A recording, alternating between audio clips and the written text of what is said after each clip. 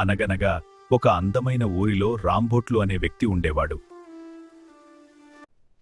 అతను భోజన ప్రియుడు.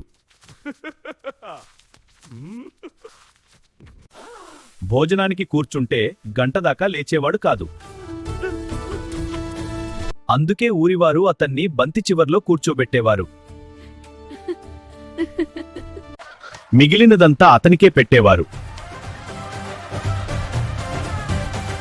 ఒకరోజు కామయ్య శెట్టి ఇంట్లో అన్న సంతర్పణ ఏర్పాటు చేశారు. కామయ్య శెట్టి దానగుణం కలిగినవాడు. ఈ ఆహ్వానాలు అందరికీ ధన్యవాదాలు కామయ్య శెట్టి గారు. కాని అతని భార్య రుక్మిణి మాత్రం పిసినారి. ఆమె ఒక ఉపాయం ఆలోచించింది. ఈ మిఠాయిలను చూడండి, వీటితో మనం ఒక పని చేద్దాం.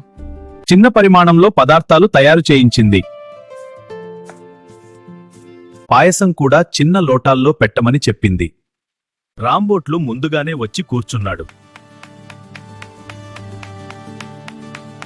అబ్బా, ఇవాళ నాకో కొత్త ఆలోచన వస్తోంది. కళ్ళు మూసుకొని పందెం వేయాలా? ఆకు ఖాళీ అయ్యేదాకా కళ్ళు తెరవను.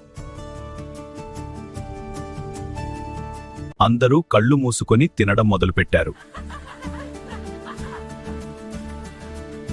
పనివారు మరిన్ని వడ్డిస్తూనే ఉన్నారు. తయారు చేసిన పదార్థాలన్నీ అయిపోయాయి. అవును, అంతా ఖాళీగా ఉంది. అందరి కడుపులు నిండాయి.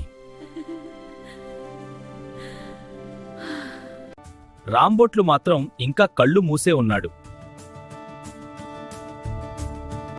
అయ్యా, నా పిసినారితనానికి క్షమించండి. ఇకపై ఇలాంటి తప్పు చేయను. రాంబోట్లు కళ్ళు తెరిచి సంతోషంగా నవ్వాడు. మరిన్ని మంచి కథల కోసం మా ఛానల్ను సబ్స్క్రైబ్ చేయండి, బెల్ ఐకాన్ నొక్కండి.